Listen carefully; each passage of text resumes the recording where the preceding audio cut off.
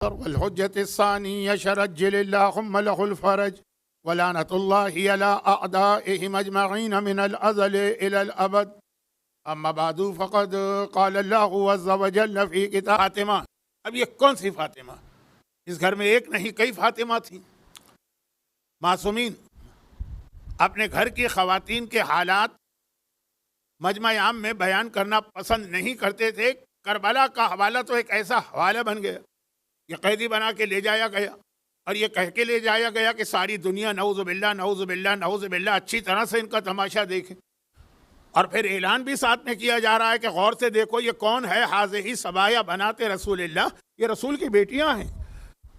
اب یہ لفظ ہی ایسا کہ جو دشمن ہے وہ تو ٹھیک، لیکن جو دشمن نہیں بھی ہے رسول کی بیٹی ایک مرتبہ نگاہ اٹھا کے ضرور دیکھے گا، سوائے اس کے کہ جو اس عظمت کا قائل ہے کہ کہے گا کہ کاش میں اندھا ہو جاتا، کاش زمین پھٹ جاتی اور میں زمین میں سما جاتا. ایک عام سا آدمی بھی جس کو آپ یہ سمجھ لیجئے کہ نہ دشمن ہے نہ دوست ہے، اچھا یہ رسول کی بیٹی، تو وہ تو اس انداز سے انگریزی کا ایک لفظ ہے ایکسپوجر ہو گیا کہ ایک ایک بیوی کا تعارف بھی ہو گیا، نام بھی آ گیا، لیکن اس سے پہلے بھی اور اس کے بعد. تو یہ غلط فہمی ہو جاتی تھی. کیا غلط فہمی ہو جاتی تھی کہ آج 24 صفر کو اس گھرانے سے ایک بیوی کی میت رات کے اندھیرے میں نکلی جن کا نام زینب. اب زینب نام سنتے ہی ذہن میں وہ زینب آتی. شاید میں نے 3 دن پہلے عرض کیا تھا کہ یہ تو خیر حجاب میں بیٹھنے والی وہ خواتین ہیں جو کبھی دن کی روشنی میں بھی گھر سے باہر نہیں نکلتی تھیں، اور رات کے اندھیرے میں جو نکلتی ہیں تو وہ بھی محرموں کے ساتھ. خاندان اہل بیت کے جو مرد ہیں، اور ایسے مرد ہیں کہ جو ہر وقت لوگوں کی نگاہوں کے سامنے ہیں، مرکز بنے، یعنی معصومین. چھٹا امام مسجد النبوی میں ایک وقت میں 4 ہزار شاگردوں کو لے کے بیٹھتا ہے. ان تک کی ولادت اور شہادت کی تاریخوں میں اختلاف آ جاتا ہے. تو خیر یہ دو جملے میں نے اس لیے کہے کہ شہزادی زینب کی وفات کے حوالے سے ہمارے پاس کئی روایتیں، کیونکہ عرب دنیا میں 15 رجب کی تاریخ بہت مشہور. اس لیے جو لوگ عرب علاقوں میں رہ چکے ہیں ان کے نزدیک تو 15 رجب ہی ایک حتمی تاریخ ہوتی ہے. لیکن ہمارے یہاں ہندوستان پاکستان میں جمادی الاول کی بھی ایک تاریخ ہے، اور ذی الحجہ کے مہینے کی بھی ایک تاریخ ہے، اور یہ 24 صفر. اب یہ تو 4-5 منٹ میں نے لے لیے تمہید کے طور پر. اب آئیے بات کو کل کی گفتگو سے کنیکٹ کر کے عظمت رسالت اور اس میں خاص طور پر خواتین کا ایک حصہ، کیونکہ خواتین کا موضوع وہ ہے کہ رسالت اور کربلا کو جوڑنے والا موضوع. بہت مختصر قرآن کریم کی پہلی آیت، یعنی قرآن کی پہلی آیت نہیں، آج جو میں نے آیت تلاوت کی اس میں سے پہلی آیت اسلام ایک اصول بتا رہا، اور دوسری آیت وہ ہے کہ جو اس اصول کی خلاف ورزی کرتے ہیں ان کی اسلام مذمت کر رہا. ایک آیت پہلی آیت سورہ مائدہ کی ہے، اسی آیت کے ایک آیت کے بعد، اس آیت کی جو ابھی میں نے تلاوت کی ایک آیت کے بعد الیوم اکملت لکم دینکم اتممت علیکم نعمتی والی آیت، اور دوسری آیت سورہ حدید جس میں ذوالفقار کے نازل ہونے کا تذکرہ. حدید عربی میں لوہے کو کہتے ہیں، تو آپ کو معلوم ہے، یہ تو آج بھی یہ لفظ عام رائج. تو قرآن نے کہا کہ انزلنا من السماء حدید، ہم نے آسمان سے ایک لوہا نازل کیا. لوہا زمین سے نکلتا ہے، آسمان سے نازل نہیں ہوتا. تو وہ پورا ایک الگ موضوع ہے، میں اس طرف جانا نہیں چاہتا، کیونکہ کل بھی مجھ سے یہ غلطی ہو گئی، بات پھیلتے پھیلتے اصل موضوع سے ہٹ کے کہیں اور چلی گئی. تو اب یہ پہلی آیت جو آئی ہے سورہ مائدہ کی، تعاونوا علی البر والتقوی، دیکھو نیکی اور تقوی کے کام میں ایک دوسرے کا ساتھ دینا، تعاون کرنا، شریک ہونا، مدد کرنا، ہیلپ کرنا. اور ولا تعاونوا علی الاثم والعدوان، خبردار کبھی گناہ کے اور سرکشی کے کاموں میں ایک دوسرے کا ساتھ نہ دینا. واتقوا اللہ ان اللہ شدید العقاب، اللہ سے ڈرتے رہنا، جب اللہ سزا دینے پر آتا ہے تو شدید العقاب، اللہ سے زیادہ سخت سزا کہیں سے نہیں آتی. ایک فارمولہ، ایک اصول زندگی گزارنے کا بنایا گیا. رہیں گے ہم اسی دنیا میں، اور عظمت رسالت کا ایک پہلو میرا یہ جملہ بھی ہے، لیکن آج میں اس کی تشریح نہیں کر رہا ہوں، ورنہ موضوع آج بھی رہ جائے گا. اور وفات کی مناسبت سے مجھے کچھ جملے شہزادی کے حوالے سے، ثانیہ زہرا کے حوالے سے عرض ہی کرنا. لیکن یہ جملہ یاد رکھیے کہ رہنا ہمیں اسی دنیا میں، اور یہ سب سے بڑا امتحان رسول اور امام کا ہے کہ رہنا اسی دنیا میں، اس دنیا میں رہنا ہے. تو کسی ماچس کی کسی ڈیبیا میں بند کر کے تو ہم کو نہیں رکھا جائے گا، انسانوں کے بیچ میں رہیں گے۔ جب انسانوں کے بیچ میں رہیں گے تو قرآن نے اصول بتایا کہ جب وہ نیکی کے کام کریں آگے بڑھ کے تعاون کرو، خاموش بھی مت بیٹھو، وہ کر رہا ہے کرنے دو، ہمارا اس سے کیا تعلق۔ اور اگر کوئی گناہ کا کام کرے تو بیٹھ جاؤ خاموش، وہاں یہ کہہ دو کہ ہمارا اس سے کیا تعلق، ہم اس میں تمہارا ساتھ نہیں دیں گے۔ یہ فکر اسلام کی نہیں ہے کہ مثلا اگر کوئی بہت اچھی کہیں فلم لگی ہے، آج کل تو اب سینماؤں کا رواج ختم ہو گیا، لیکن جب تھا تو دوستوں سے کہا کہ بہت اچھی فلم ہے، چلو ہمارے ساتھ مل کے دیکھتے ہیں، اور نماز کا وقت آ گیا، کہا 2 منٹ بیٹھ جاؤ، میں ابھی نماز پڑھ کے آ رہا ہوں۔ نماز کی بات آئی تو میں پڑھ کے آ رہا ہوں، تم لوگ ذرا بیٹھ جاؤ، انتظار کرو۔ اور جب گناہ کی محفل کی بات آئی، چلو چل کے چلتے ہیں اور مزہ لیتے ہیں۔ یہ قرآن نہیں ہے، یہ اسلام نہیں ہے، یہ دین نہیں ہے، یہ رسالت کا پیغام نہیں۔ نیکی کر بھی رہے ہو تب بھی اسلام کہتا ہے کہ یہ اسلام کی نیکی نہیں کہ خود کر رہے اور دوسروں کو بالکل میں بیٹھ جانا، ابھی 5 منٹ ٹھہرو، وقت ہے نماز کا، میں ابھی جلدی سے پڑھ کے آ جاتا ہوں، تمہیں زحمت نہیں ہوگی۔ دوستوں کے بیچ میں ایسے جملے ایک زمانے میں بہت چلا کرتے تھے، ابھی بھی کہیں کہیں ہیں۔ اسلام کہتا ہے قطعاً نہیں۔ اور اس پہ ایک پورا میرا اشرا ہے، کہاں پہ میں نے پڑھا تھا، اسی امام بارگاہ علی رضا کے اسی ممبر، پورا ایک اشرا، جس میں ایک چھوٹی سی میں نے مثال سے بات شروع کی تھی، وہ مثال ریپیٹ کر دوں۔ ماہ مبارک رمضان ہے، شوہر نے روزہ نہیں رکھا، بیوی سے کہا کہ ناشتہ بناؤ صبح 8 بجے، وہ بیچاری روزے سے، لیکن کیا وہ ایک ایسے شخص کے لیے جس نے روزہ نہیں رکھا ہے ناشتہ بنا سکتی ہے؟ یہ تعاون ہو جائے گا گناہ کے کام میں کہ نہیں؟ میں نے یہاں سے بات شروع کی تھی۔ مجھے دوسری مثال بھی یاد آ رہی کہ ایک عورت مثلاً ایک بہت ہی، اب آج کل تو خواتین بھی جاب کرتی ہیں یا ایسے پیشے اختیار کرتی ہیں کہ گھر کا خرچہ چلے، تب اس میں کچھ بہت اچھے شریفانہ پیشے ہیں، ٹیچنگ کا ہے، نرسنگ کا ہے، اور لیڈی ڈاکٹر ہے مثلا، لیکن کسی نے بیوٹی پارلر کھولا ہوا ہے، وہ خود تو حرام کام نہیں، لیکن پتہ ہے کہ ایک ایسی عورت آ رہی ہے جو اس لیے میک اپ کرانا چاہتی ہے کہ میک اپ کر کے نامحرموں کے سامنے بے حجاب جائے۔ ہمارا اس سے کیا تعلق؟ اسلام میں میک اپ کی اجازت ہے، ہو سکتا ہے وہ حجاب کے ساتھ جائے میک اپ کی، لیکن جس کے بارے میں پتہ تو کیا اس کا میک اپ کر سکتے ہیں؟ ہم تو ایک جائز کام کر رہے ہیں۔ اب یہاں یہ میں بتا رہا ہوں کہ پورا ایک اشرا پڑھا تھا تاکہ جن کو ذرا یاد آ رہا ہے تو اور ان کو یاد آ جائے کہ اس پہ بات میں کر چکا ہوں۔ قرآن کا فارمولہ، اگر گناہ کا کام ہے تو چاہے تم گناہ نہیں کر رہے ہو تعاون نہیں کر سکتے، اور نیکی کا کام ہے تو تم خود نیکی کر کے بیٹھ نہیں سکتی ہو، تمہیں اس کے ساتھ نیکی کرنے کے والے کے ساتھ تعاون کرنا۔ یہ تو ایک فارمولہ، اور میں نے یہ جملہ بھی عرض کیا تھا، اس کو دہرانے میں کوئی حرج نہیں ایک جملے کو، کہ اس ایک آیت سے کم سے کم 150 واجبات و حرام کے مسائل مجتہدین حل کیا کرتے ہیں، اور بڑھتے ہی چلے جائیں گے۔ دنیا میں جتنے گناہ ہوں گے تو کہیں نہ کہیں آپ کا اس کے اندر انوالومنٹ ہو جائے گا، چاہے آپ گناہ نہ کرنا چاہیں، چھوڑ دیجیے۔ اب یہ تو ایک فارمولہ، اور اس کے خلاف سورہ حدید کی آیت نمبر 27، سورہ کا نمبر ہے 57 اور آیت کا نمبر ہے 27۔ 57 سورہ جو ہے وہ پڑوسی ہے اس سورہ کا کہ جس کے بارے میں معصوم نے فرمایا کہ رزق کے لیے اس سے زیادہ بہترین کوئی عمل آیا ہی نہیں، یعنی سورہ واقعہ، خاص طور پر اگر مغرب اور عشاء کی نماز کے بیچ میں ٹائم نکال کے پڑھا جائے۔ خیر، بہت سارے لوگ چونکہ سورہ واقعہ کی تلاوت کرتے ہیں، اس لیے میں نے حوالہ دیا کہ اس کے فوراً بعد جہاں ختم ہوتا ہے سورہ حدید، قرآن مذمت کر رہا ہے، کنڈیم کر رہا ہے حضرت عیسیٰ کے ان ماننے والوں کو، سب کو نہیں، ان ماننے والوں کو، کہا وَرَهْبَانِيَّةٍ ابْتَدَعُوهَا، ان لوگوں نے رہبانیت کی بدعت کو اختیار کیا۔ یہ ابتدعوها جو ہے یہ وہی بدعت ہے، وہی الفاظ ہیں اس کے، بے دال عین، با دال عین۔ انہوں نے رہبانیت کی بدعت کو اختیار کیا ہے کہ ما کتبناها علیہم، جو ہم نے ان پر نہیں لکھی تھی، کتبنا یا ایھا الذین آمنوا کتب علیکم الصیام، یہ آیت آپ روزے کے حوالے سے سنتے، قرآن کرے ما کتبنا، یہ رہبانیت ہم نے ان پہ نہیں لکھی تھی، یعنی ان کے لیے حکم نہیں تھا۔ ابتدعوها، انہوں نے اس کا آغاز کیا، ایک بدعت دین میں داخل کی۔ آیت کا انداز مذمت کا کیا نہیں، صاف صاف نہیں لگ رہا ہے کہ قرآن ان کی مذمت کر رہا ہے۔ رہبانیت کیا؟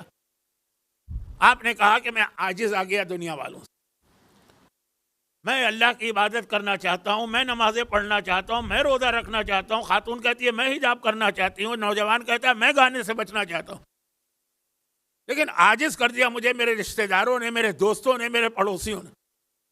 کبھی بہن کے یہاں کوئی تقریب ہے، وہاں آرام کام ہو رہا ہے، جاؤ بھائی سگی بہن، کہیں بھائی کے یہاں کوئی فنکشن ہے، جاؤ اس کے اندر، چاہے وہاں آرام کام ہو رہا ہو، کہیں بھتیجا، کہیں بھانجا، کہیں چچا، کہیں پھوپھی، کہیں رشتہ دار، کہیں پڑوسی۔ یہ نہیں کہہ رہا میں خود گناہ کرنا چاہتا ہوں، نہیں، میں کر رہا ہوں دین پہ عمل جو قرآن مذمت کر رہا ہے، لیکن عاجز کر دیا مجھے میرے رشتہ داروں نے، میرے دوستوں نے، میرے فرینڈ سرکل نے۔ میں سب کو چھوڑ کے جنگل میں جا کے بیٹھ جاتا ہوں، خود اللہ کی عبادت کرتا ہوں، سب سے رشتہ ناتا تعلق توڑ کے، تاکہ نہ کوئی میرے قریب ہو، نہ مجھے کسی گناہ کے کام میں شریک ہونے پہ مجبور کرے۔ بہت اچھی بات، بہت اچھا خیال، بہت بڑی قربانی دے رہا، اپنے دین پر عمل کرنے کی خاطر دنیا کو چھوڑ کے جا رہا ہے۔ جب دنیا چھوڑ رہا ہے تو دنیا کے سارے مزے اور فیسلٹیز بھی وہ چھوڑ رہا ہے، کیوں؟ اللہ کی خاطر نا، عبادت کی خاطر نا، دوست رشتہ دار سب کو چھوڑ رہا ہے وہ۔ لیکن قرآن کہتا ہے کہ یہ ایک بدعت ہے جو انہوں نے دین میں داخل کیا، ہم نے اس کا حکم ہی نہیں دیا۔ جب ہم نے اس کا حکم نہیں دیا تو اس کا مطلب کیا ہوا؟ کس کا حکم دیا؟ انہی کے بیچ میں رہو اور انہی کے بیچ میں رہ کے تمہیں دین پہ عمل کرنا۔ مومن کا اصل امتحان تو یہی، جنگل میں بیٹھ کے اللہ کی عبادت کی تو یہ امتحان تو نہیں ہوا نا، کوہ ہمالیہ کی چوٹی پر بیٹھ کر عبادت کی۔ اکثر یہ جملہ آپ نے سنا ہوگا نا، فلاں کوئی سادھو، کوئی سنت، کوئی بزرگ آئے ہیں، 40 سال انہوں نے کوہ ہمالیہ پہ عبادت کی تھی، شیر مثلا ان کے سامنے سجدہ کرتے تھے، خصوصی نسخہ لے کے آئے ہیں، پھر وہ اپنی دوائیاں اور نسخے استعمال کرتے ہیں، تو 40 سال 50 سال پہاڑوں میں رہ کر عبادت کرنے والے دوسرے مذاہب میں بہت ملتے ہیں۔ اسلام کہتا ہے اس سے ہمارا کوئی تعلق ہی نہیں۔ اسی لیے ایک فارمولہ یہاں پہ وہ بنتا ہے جس پہ پوری مجلس بھی ہو سکتی ہے اور پورا عشرہ بھی ہو سکتا ہے، اور وہ یہ ہے کہ نیکی کے بہت سارے کام بھی نیت اچھی ہوتی ہے لیکن اسلام اس کو برا قرار دیتا۔ ارے حتیٰ مسجد بھی اگر بنائی جاتی ہے تو اس کو بھی توڑوا دیتا۔ وہ مسجد زرار سیرت رسول کا بہت اہم پیغام ہے وہ، لیکن پوری سیرت رسول تو 9 مجلسوں میں بیان نہیں ہو سکتی، اشارے ہی ہو سکتے۔ تو اب 2 باتیں ہوں، کہا کہ دین خدا پہ عمل کرو گے اور جو اور عمل کر رہا ہے اس کے ساتھ تعاون کرو گے، اور دوسری جانب قرآن نے یہ کہا کہ جو دین خدا پر عمل کرنے کی خاطر سب کو چھوڑ کر اکیلا کہیں جا کے بیٹھ جائے، یہ اس نے ایک بدعت دین میں داخل کیا ہے، اور یہ ہم نے ان کے لیے لکھا ہی نہیں، تو رہنا انہی کے درمیان۔ پھر یہاں پہ وہ حدیث آ جاتی ہے کہ 3 معصوم کا فرمان کہ 3 ایسے آدمی ہیں جن پہ اللہ لعنت کرتا۔ اچھا اب یہ لعنت بھی آپ سمجھ لیجیے، کل جو میری مجلس کے شروع کا حصہ تھا نا، وہی عربی کا لفظ اردو میں آ کے اپنے معنی بدل دیتا۔ ہمارے یہاں لعنت جو ہے وہ ذرا سا گالی کے معنوں میں ہے، گالی جیسے لفظ کے معنوں میں ہے، برائی کے معنوں میں ہے، جس کو انگریزی میں کہتے ہیں کرس۔ عربی میں تو لعنت کے یہ معنی ہے ہی نہیں۔ عربی میں لعنت کے معنی ہے کہ رحمت خدا اس سے دور ہو جاتی۔ لعنت معنی کسی چیز کو کاٹ دینا۔ اگر آپ ترجمہ کریں کہ 3 ایسے آدمی ہیں، گناہ گار نہیں، 3 ایسے آدمی ہیں جس پہ اللہ کی لعنت ہوتی ہے، تو ایسا لگتا ہے بہت کوئی بڑی اس پر مذمت کی گالی نما کوئی چیز آ رہی ہے، نہیں۔ اگر آپ عربی کے حساب سے دیکھیں مطلب ہوگا 3 ایسے آدمی ہیں جن سے رحمت خدا دور ہو جاتی ہے۔ تو ایسا تو آپ کہیں گے یہ تو بہت ہی ہلکا لفظ ہو گیا، بہت ہی چھوٹا لفظ ہو گیا۔ واقعاً یہ اتنا ہی چھوٹا لفظ، رحمت خدا ان سے دور۔ اب وہ 3 کون ہے؟ کہا نمبر 1 جو اکیلا کھا رہا ہے، نمبر 2 جو اکیلا سو رہا ہے، نمبر 3 جو اکیلا سفر کر رہا ہے۔ اب وہ اکیلا اپنے گھر میں سو رہا ہے، اس میں تو پورا شادی کا اصول آ گیا کہ اسلام پسند ہی نہیں کرتا کہ کوئی آدمی ساری زندگی بغیر شادی کے گزارا کرے، البتہ وہ ایک جملے کے ساتھ کہ ہاں غلط جگہ شادی کرنے سے بہتر ہے شادی نہ کرو۔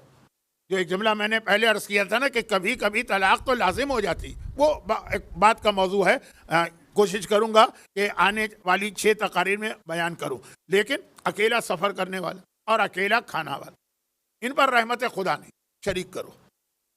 تو وہی جو اصول ہے کہ نیکی کے کاموں میں ایک دوسرے کے ساتھ تعاون کرنا، اور یہ اصول ہمیں دینے کے لیے اللہ کا رسول جو اکیلا کافی ہے پورے دین خدا کو ہم تک پہنچانے کے لیے، وہ کسی کا محتاج نہیں، وہ ایسے کا نمائندہ ہے جو خود ان اللہ لغنی عن العالمین، ساری کائنات سے بے نیاز ہے، اس کا نمائندہ ہے، یہ بھی سب سے بے نیاز ہے۔ اب رسول بیچ میں، ایک رسول سے بڑا ہے، ایک رسول سے چھوٹا ہے۔ رسول سے بڑا اللہ، رسول سے چھوٹے علی۔ یہاں چھوٹے کا مطلب یہ بہت چھوٹا نہیں ہے، لیکن ایک درجے کا فرق، بیچ میں رسول۔ رسول سے بڑے کو دیکھیے، وہ بھی یہ کہتا ہے کہ میں سب سے بے نیاز ہوں، مجھے کسی کی ضرورت نہیں ہے۔ پرسوں حدیث پڑھی تھی کہ جو کے دانے کے برابر اضافہ نہیں ہوگا اگر تم میری عبادت کرو، یہ اللہ۔ اور وہ رسول سے ایک درجہ چھوٹا ہے۔ خندق کا میدان ہے، کل میں نے عرض کیا تھا خندق کے واقعے کو قرآن کی روشنی میں پڑھیے گا سورہ احزاب کے ترجمے کے ساتھ، مزہ آئے گا اب، اور بہت سے نئے پیغام ملیں۔ خندق کا میدان، عمر ابن عبدود آ کے 3 بار چیلنج کرتا ہے مسلمانوں کو، میں تمہیں جنت دے رہا ہوں، آؤ مجھ سے جنت لے جاؤ۔ کیوں؟ مجھ سے جنگ کرو، اگر مجھے مار دیا تو تم غازی اور مجاہد ہوگے، جنت تمہاری، میرے ہاتھوں مر گئے تو شہید ہوگے، جنت تمہاری۔ یہ ہوگا تب بھی جنت ملے گی تمہیں، وہ ہوگا تب بھی ملے گی، 2 ہی صورتیں ہیں نا، یا مار دو گے یا مر جاؤ گے۔ ایک مسلمان اپنی جگہ سے کھڑا نہ ہوا، سوائے میرے مولا کے جو کھڑے ہونے کی کوشش کرتے ہیں اور بٹھا دیے جاتے ہیں۔ 3 بار کوشش کی اور تینوں بار بٹھا دیا گیا کہ نہیں علی، لوگ کہتے ہیں کہ ہر جگہ میں اپنے داماد کو آگے بڑھا دیتا ہوں، چلو آج اجازت دے دو ان کو، جس کا دل چاہے آگے بڑھے، آج جنت ان کے سامنے ہے۔ میں پیغمبر نے کہا نا میں جو ہے آج علی کو نہیں جانے دوں گا۔ اب دیکھیے سورہ احزاب جو قرآن میں آیا ہے، قرآن میں اس میں یہ لفظ ہے کہ ادھر پیغمبر نے یہ کہا، وہ ہر وقت پیغمبر پر اعتراض کرنے والے کہ ہر جگہ آپ علی کو بڑھا دیتے ہیں، اب ایسا بیٹھ گئے کہ جیسے ان کے سروں پہ پرندے بیٹھے، بالکل موشن لیس، ذرا سا سر ہلے گا چڑیا اڑ نہ جائے۔ تب کیا ہوا؟ تب پیغمبر نے کہا کہ اے علی 3 بار کی بات ہو گئی، ادھر وہ چیلنج دے رہا، اب مذاق اڑا رہا، عالم کفر عالم اسلام کا مذاق اڑا رہا ہے۔ پیغمبر نے پھر بھی اتنی دیر تک مذاق برداشت کیا تاکہ کسی مسلمان کو شکایت نہ ہو جائے کہ ہر جگہ علی کو بڑھاتے ہیں۔ پھر جب 4تھی مرتبہ کہا کہ جاؤ علی، اب جانا ہے، وہاں مذاق اڑ رہا ہے، جانا ہے۔ تو ایک جملہ وہ کہا جس کی وجہ سے میں نے یہ بہت مشہور جملے آپ کے سامنے پیش کیے۔ وہ تو آپ کا ایمان تھا کہ آپ نے اس پہ بھی نعرہ لگا دیا، ورنہ عام سے جملے تھے جو آپ مجلسوں میں 85 دفعہ سن چکے ہیں۔ 4تھی مرتبہ جب مولا کھڑا ہوا تب پیغمبر نے کیا جانے نہیں دیا، رک جاؤ، آئے علی کیا تمہیں پتا ہے کس کے سامنے جا رہے؟ ہاذا عمر ابن عبدود، یہ عمر ابن عبدود ہے، پہچان کے جاؤ، سوچ سمجھ کے جاؤ۔ عمر ابن عبدود کو پورا عرب جانتا ہے، ایک آدمی 1000 آدمیوں کے برابر، اور جو نہیں بھی جانتے تھے نا، فرض کیجئے، فرض اتفاقاً کوئی نہیں بھی جانتا، تو اسی میدان خندق میں بعض مسلمانوں نے اس کا قصیدہ پڑھ کے ہر ایک کو بتا دیا یہ کون ہے۔ یہی تھا نا جب وہ جمپ لگا کے آ گیا تھا اور وہ چیلنج کر رہا تھا، تو وہ جو آیت میں نے پڑھی نا، خبردار گناہ کے کام میں تعاون نہ کرنا، اس کی ایک مثال دیکھی۔ جن کو نہیں جانا ہے نہیں جانا، کچھ ایسے ہیں جن کا نہ جانا ہی بہتر ہے، جائیں گے اور بھاگ کے آئیں گے تو وہ اور ڈبل بدنامی ہوتی ہے، تو نہ جانا ہی بہتر ہوتا ہے۔ لیکن نہیں جا رہے ہو مت جاؤ، دوسروں کو روک رہے ہیں، ارے بابا اس کے سامنے نہ جانا، یہ تو بڑا خطرناک آدمی ہے۔ ایک بار ہم اس کے ساتھ تجارتی قافلے میں گئے تھے، ڈاکوؤں نے حملہ کیا، اس اکیلے نے سارے قافلے کو ڈاکوؤں کو بھگا دیا، اور اس کے پاس بچاؤ کا کوئی ذریعہ نہیں تھا، اونٹ کے بچے کو اٹھا کے ڈھال بنا لیا۔ میدان مسلمانوں کا ہے، یہ مسلمانوں کا کیمپ ہے خندق کے ادھر، قیادت رسول کے ہاتھ میں، قصیدہ پڑھا جا رہا ہے عمر ابن عبدود کا، کہ جو نہیں بھی جانتے ہیں تو وہ بھی پہچان لے کے کون ہے، ڈر جائیں گھبرا جائیں۔ تو پیغمبر نے کہا کہ اے علی جانتے ہو کون ہے؟ یہ عمر ابن عبدود ہے۔ مولا کا کیا جواب تھا؟ عمر ابن عبدود ہے تو ہوتا رہا ہے، انا علی ابن ابو طالب، میں بھی تو ابو طالب کا بیٹا علی ہوں۔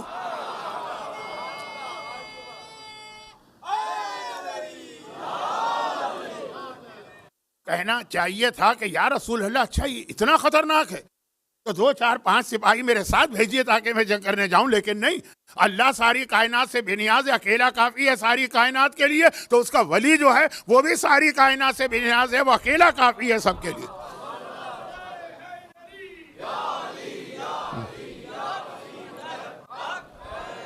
اور اب ان دونوں کو ملانے والی ذات رسالت کی ذات، ان دونوں کو ملانے والی ذات رسالت کی ذات ہے، وہ اللہ کا نمائندہ ہے، اور مولا ولی بن رہے ہیں رسول کی وجہ سے کہ من کن تو مولا فاز علی مولا، پہلے میری مولائیت کو مانو تو علی تمہارا مولا بنے گا۔ تو رسول کیسے کسی کے محتاج ہو سکتے ہیں؟ وہ بھی سب سے بے نیاز، انہیں کسی کی ضرورت نہیں ہے، لیکن اس کے باوجود پیغمبر نے اعلان رسالت نہیں کیا جب تک کہ اپنے ساتھ ساتھی نہ ڈھونڈ لیے۔ بھائی پیغمبر تو پہلے دن سے ہی نبی ہے نا، کنت نبی وآدم بین الماء والطین، نبی ہے نا، اور دنیا میں آئے تو نبوت اور رسالت کے ساتھ آئے، 40 سال انتظار کیا، 40 سال۔ کیوں؟ کیا اس لیے کہ پیغمبر کو جو رسالت پہنچانا ہے تو ایک پیغام یہ دینا ہے کہ میں رسول ہوں، ڈیوٹی میری ہے، ذمہ داری میری، لیکن وہ اسلام کا اصول ہے کہ نیکی کے کام میں سب کو ساتھ لے کے چلو، سب کو اس میں شریک کرنا۔ مرحوم علامہ رشید ترابی کی ایک بہترین تقریروں میں سے ایک تقاریر، ماسٹر پیس جسے کہتے ہیں، پاکستان ٹیلی ویژن کی مجلس شام غریبہ یقین، اس کا ٹاپک ہے یقین۔ اس میں ایک چھوٹی سی روایت آتی اور وہ یہ ہے کہ اللہ نے حضرت ابراہیم سے کہا تھا جاؤ جا کے بیٹے کو ذبح کرو۔ ابراہیم سے کہا تھا نا، بس ابراہیم جاتے اور بیٹے کو ذبح کرتے یا ذبح کرنے کی تیاری کرتے، اسماعیل کو بلا دی۔ سورہ صافات بہت اہم سورہ ہے قرآن کا، یہ لفظ ذرا عجیب بن جاتا ہے، اس کا مطلب یہ نکلتا ہے کہ یہ اہم سورہ ہے، باقی سورہ ایسے ہی نعوذ باللہ نہیں، جو بات اس وقت ہو رہی ہے اس کے اعتبار سے سورہ صافات بہت اہم سورہ۔ خود امام کے بیٹے کا انتقال ہو رہا ہے تو اصحاب امام سرحانے موجود، امام نے ایک صحابی سے پوچھا کہ تم میرے بیٹے کے سرحانے بیٹھ کے کیا کر رہے ہو؟ کہا مولا میں سورہ یاسین پڑھ رہا ہوں کیونکہ اس کا آخری وقت۔ کہا سورہ صافات پڑھو۔ مرنے والے کے آخری وقت میں زیادہ فائدہ سورہ صافات پہنچا تھا۔ خود امام اپنے بیٹے کے آخری وقت میں، جسے اردو میں کہتے ہیں نزا کا عالم، سکرات کا عالم، اور وہ سورہ یاسین پڑھ رہا ہے، کوئی غلط بات نہیں کر رہا ہے، کہا وہ پڑھو، لیکن سورہ صافات نہ چھوڑنا، اس لیے کہ اس کا فائدہ مرنے والے کو بہت زیادہ۔ اور اس کے بعد پھر روایتیں ہیں کہ مرنے والے کے ایصال ثواب کے لیے سورہ صافات، سورہ یاسین کی بات آئی، کیوں آئی؟ کیونکہ سورہ یاسین ہے 36، سورہ صافات ہے 37۔ اور مزید جا کے آیت اللہ السیستانی کی کتاب میں دیکھ لیجئے کہ جب کوئی آدمی دنیا سے جا رہا ہے تو اس کے آخری وقت میں گھر والوں کی ذمہ داریاں کیا ہیں، اس میں سورہ صافات کی تلاوت بھی لکھی۔ اچھا، اب اس کے اندر پورا حضرت ابراہیم کا واقعہ، اس میں ایک جملہ یہ آیت، قرآن کی آیت کہ اللہ نے ابراہیم سے کہا انی ارا فی المنام، ابراہیم کہتے ہیں میں نے خواب میں دیکھا ہے کہ میں تمہیں ذبح کر رہا ہوں۔ خواب تو نبی کا خواب تو حجت ہوتا ہے، ذبح کر رہا ہوں، حکم خدا۔ کس کو ہے حکم خدا؟ ابراہیم کو۔ اللہ نے اسماعیل سے کچھ نہیں کہا، لیکن ابراہیم نے بلایا نا بیٹے کو۔ یہ آیت جو میں نے پڑھی ابھی، وہ ابراہیم اسماعیل سے بات کر رہا ہے، یا بنیا، اے میرے بیٹے، انی ارا فی المنام، میں نے خواب میں دیکھا کہ میں تمہیں ذبح کر رہا ہوں۔ اے نبی خدا ابراہیم، یہ حکم آپ کو دیا گیا، اس کا تعلق آپ سے ہے، اسماعیل کو بلا کے ان سے ہی بات کرنے کی کیا ضرورت؟ اس میں اسماعیل کا کیا تعلق؟ حکم باپ کو دیا گیا، باپ کو عمل کرنا۔ لیکن نہ صرف یہ کہ ابراہیم نے اسماعیل کو بتایا، بلکہ ان سے مشورہ لیا کہ میں کیا کروں۔ بیٹے نے کہا کہ بابا، یا بت فلما تمر، جو آپ کو اللہ نے حکم دیا عمل کریں، ستجدونی انشاءاللہ من الصابرین، آپ مجھے صبر کرنے والوں میں پائیں گے۔ سوال یہ ہے کہ ابراہیم نے بیٹے سے پوچھا ہی کیوں؟ ایک چیز آپ پر واجب ہو رہی ہے، آپ کو شرعاً شاید حق بھی نہ ہو بیٹے سے پوچھنے کا۔ میں بہت الفاظ احتیاط سے استعمال کر رہا ہوں کہ غلط فہمی نہ ہو۔ کیوں پوچھا؟ اب دیکھیے وہ علامہ رشید ترابی کا انداز بیان، انداز خطابت، میں تو 10 مرتبہ مر کے جیوں تب بھی وہ انداز نہیں لا سکتا ہوں، لیکن اس کا خلاصہ یہ کہا کہ ابراہیم کو حکم ملا، اور یہ معصوم کی حدیث ہے جو وہ اپنے انداز خطابت میں بیان کر رہے ہیں۔ مجلس شام غریبہ یقین، وہ اپنے انداز سے بیان کر رہے ہیں حدیث کو۔ ابراہیم کو حکم ملا، ابراہیم عمل کر لیتے، سارا اجر و ثواب ابراہیم لے جاتے۔ ابراہیم کا دل چاہا کہ اس ثواب میں اپنے بیٹے کو بھی شریک کروں۔ بیٹے کو بتایا، بیٹے نے کہا میں تیار ہوں، یہ ہے تعاون علی البر والتقوی، نیکی کے کام میں تعاون، تاکہ وہ اپنی خوشی سے شریک ہوا، ثواب باپ کو بھی ملا، ثواب بیٹے کو بھی ملا۔ اسلام کا ایک فارمولہ اور اصول بنا کہ جو کام بھی کرو گے نیکی کا، کوشش کرو کہ زیادہ سے زیادہ لوگوں کو اس میں شریک کرو۔ تو اللہ کے رسول کی ذمہ داری جیسے ابراہیم کی ذمہ داری تھی بیٹے کو ذبح کرنا، اسماعیل کی کوئی ذمہ داری نہیں تھی اس واقعے میں، حکم ان کو دیا گیا، ویسے ہی یہاں پہ رسول کی ذمہ داری ہے رسالت دنیا تک پہنچانا۔ یا ایھا المدثر قم فانذر، اے چادر اوڑھنے والے کھڑے ہو جاؤ، دنیا کو جا کے ڈراؤ۔ یا ایھا رسول بلغ، اے رسول لوگوں تک پیغام پہنچاؤ. ذمہ داری رسول کی تھی، رسول تھے، رسول ان کا کام تھا. لیکن نہیں، 40 سال پیغمبر نے انتظار کیا رسالت کے لیے، اور کب یہ پیغام پہنچانا شروع کیا؟ جب اپنے ساتھ ایک ٹیم بنا لی نیکی کے کام میں تعاون، اور بہت سوچ سمجھ کے بھی بنائی. ایسا بھی نہیں ہے کہ آپ نیکی کے کام میں تعاون کرنا ہر غیرے کو ملا دیں. بعض تو نادان دوست ہیں جو زیادہ خطرہ بن جاتے ہیں سوچ سمجھ کے. پیغمبر نے سوچ سمجھ کے یہ بنائی، اور جب ہم نے دیکھا کہ یہ جو پیغمبر نے ایک ٹیم بنائی ہے اس کا ایک بڑا فائدہ کیا ہوا، تو سمجھ میں آیا کہ 40 سال کیوں انتظار کیا. اب دیکھیے ہوا یہ تھا کہ پیغمبر اسلام نے تبلیغ شروع کی. جہاں بھی معاشرے کے خلاف کوئی آدمی کام کرتا ہے اس پر تہمتیں، الزامات، ایلیگیشن، ایکیوزیشن، عجیب عجیب باتیں کہی جاتی، پہلے بھی اور آج بھی. آج واٹس ایپ آپ کے ہاتھ میں ہے، آج فیس بک آپ کے پاس موجود ہے، آج سوشل میڈیا کے کتنے پلیٹ فارم موجود ہے جس پہ جو الزام چاہے لگا دے.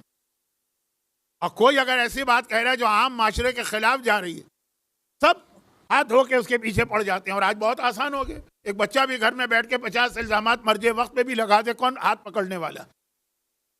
مرجے کا نام میں نے مذہبی دنیا کے اعتبار سے لیا، میں نے دنیا کے بڑے بڑے رہنما وہ بھی پریشان ہیں اس بات سے. لیکن یہ کوئی آج کی بات نہیں ہے. جب رسول نے آغاز کیا تبلیغ کا، وہاں بھی یہی ہوا، پروپیگنڈا، الزامات، تہمتیں، لیکن بہت سوچ سمجھ کے لگائی جا رہی تھی.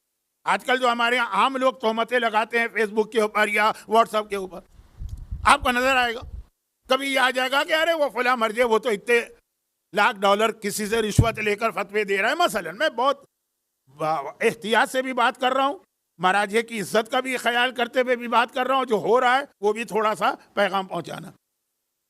لگا دیا آپ نے الزام ایسے ہی آنکھیں بند کر کے. لیکن عربوں نے جو الزام لگایا سوچ سمجھ کے لگایا. بلکہ شروع میں تو آپ کو لگے گا کہ کوئی الزام نہیں ہے. الزام ہوتا ہے کہ مثلا پیسے کے لالچ میں، الزام ہوتا ہے حکومت کے لالچ میں. یہ بھی عربوں کے دماغ میں خیال تھا نا، جب آ کے پیغمبر کو آفر کی تھی کہ کہاں شادی کرنا ہے، خاندان آپ بتائیے، شادی ہم کروائیں گے. کتنی دولت چاہیے، آپ رقم آپ بتائیے، ہم آپ کے قدموں میں ڈھیر کر دیں گے. کس قبیلے کی بادشاہت چاہیے آپ بتائیے، ہم آپ کو حاکم بنا لیں گے. یہ تو واقعی اپنی جگہ ہے. لیکن وہ یہ جو 3 چیزیں ان کو آپ الزام نہیں مانیں گے. اور یہی سب سے خطرناک چیز ہے. ایسی بات کہو کہ سامنے والا سمجھ ہی نہ پائے کہ کتنا بڑا الزام لگ رہا ہے. کہا یہ رسول شاعر ہے، یہ رسول جادوگر ہے، یہ رسول مجنون پاگل ہے. اب میں بہت احتیاط سے بات کر رہا ہوں.